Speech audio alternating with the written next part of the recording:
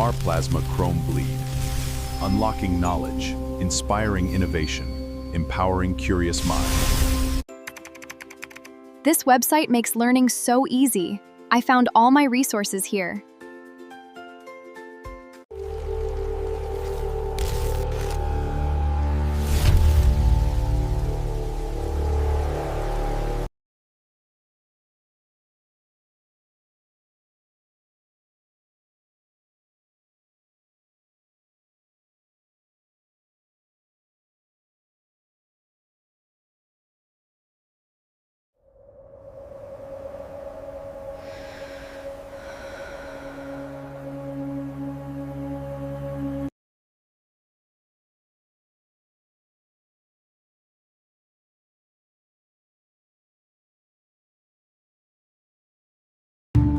Like what you share.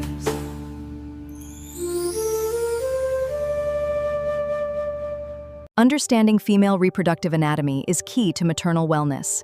During gestation, complex physiological changes support the growing fetus of both mother and child. The female reproductive system is a complex network, driven by endocrine and neurovascular signals.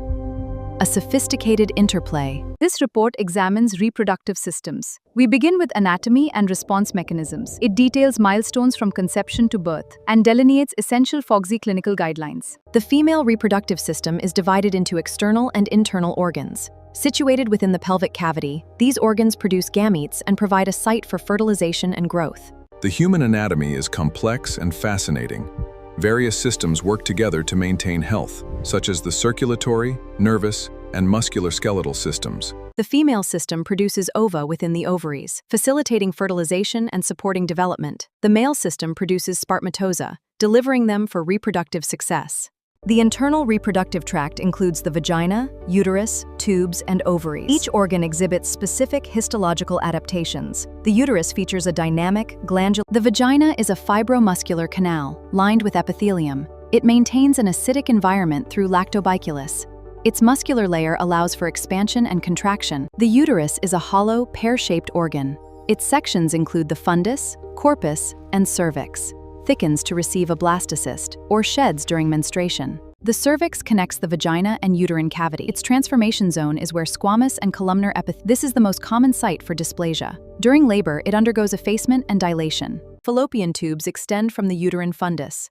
Ciliated epithelium facilitates transport of the ovum, the gonads. The cortex houses follicles while the maintains vessels. The vagina serves as the receptor for coitus and the birth canal. It is lined by non-keratinized stratified squamous epithelium. This thick layer provides essential acidic protection. The endometrium is the inner lining of the uterus. It is composed of a simple columnar epithelium. This serves as the primary site for embryo implantation.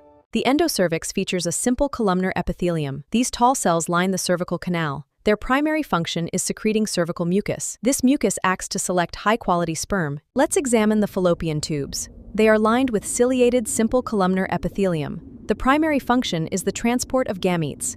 This is also the site of fertilization. The surface of the ovary is covered by simple cuboidal epithelium. This crucial layer supports both gametogenesis and hormone production. It facilitates the secretion of estrogen and progesterone.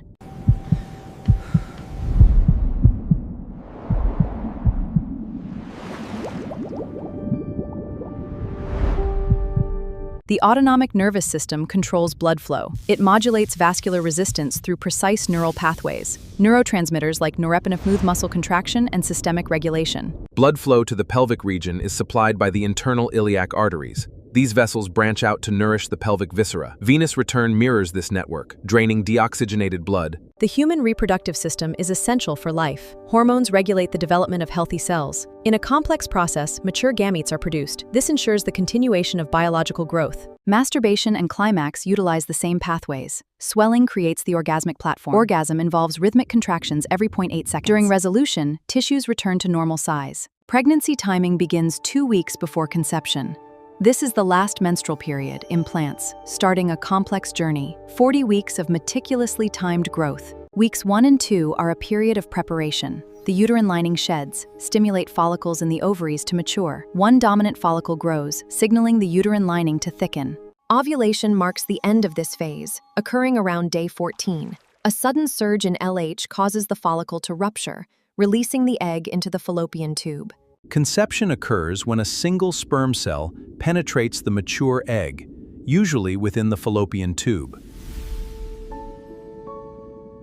Many people worry about sperm leakage after sex, but clinical observations show that nearly 75 to 80% leaks out upon standing.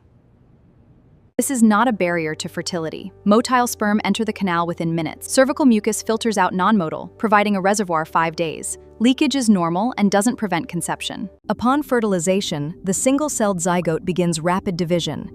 It becomes a morula and then a blastocyst.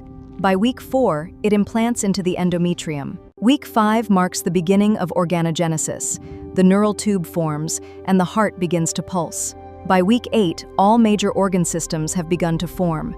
From week 9 until birth, the developing organism is referred to as a fetus. During this time, organs mature and the body grows rapidly. By week 40, a new life is ready to emerge. From weeks 9 to 12, a remarkable transition occurs as the embryo becomes a fetus. Essential organ systems begin working, and the kidneys start to produce logical functioning. Between weeks 13 and 16, remarkable changes occur. The skeleton begins to harden, and facial muscles practice expressions. This marks the development of reflexes. Between weeks 17 and 20, a journey of senses begins. Tiny ears develop, hearing sounds from the outside world.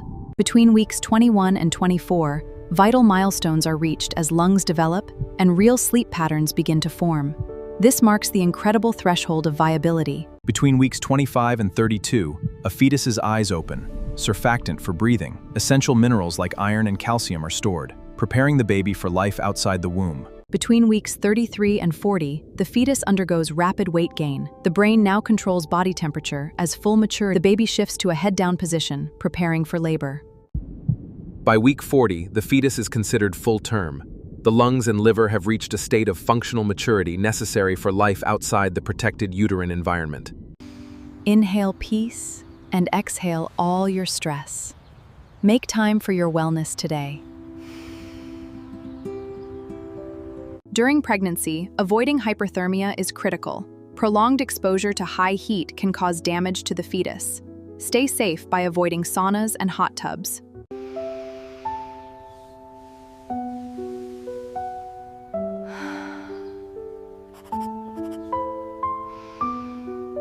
Hormonal shifts can lead to gum disease, so brush and floss daily.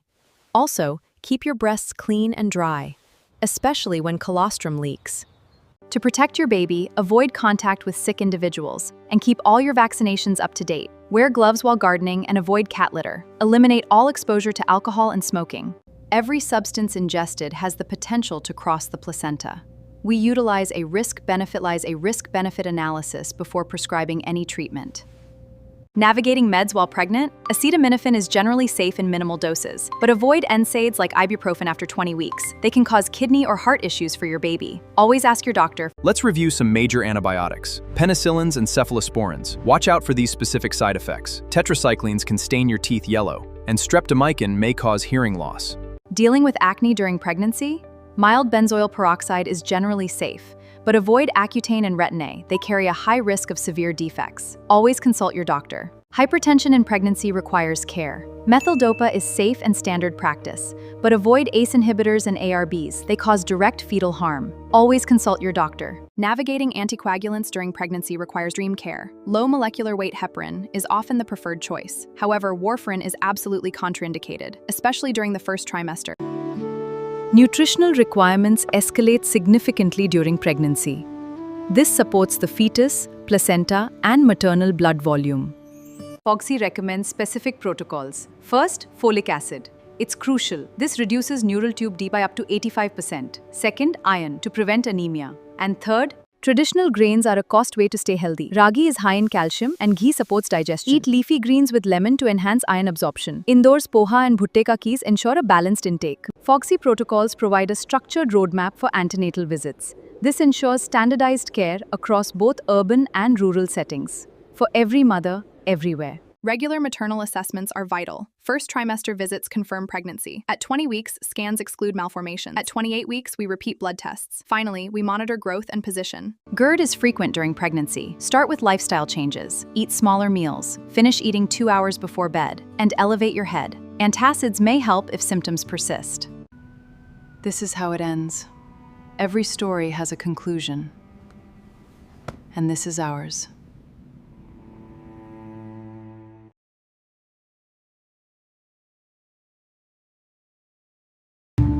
Like what you share.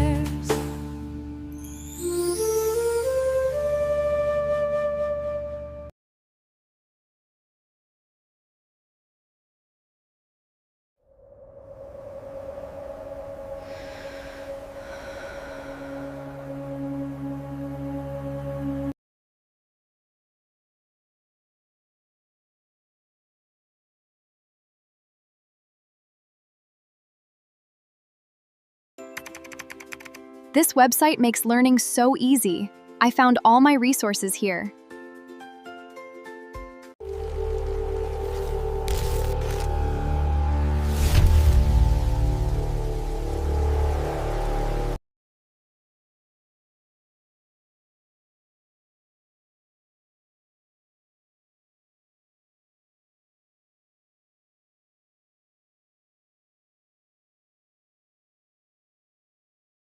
Noir plasma chrome bleed.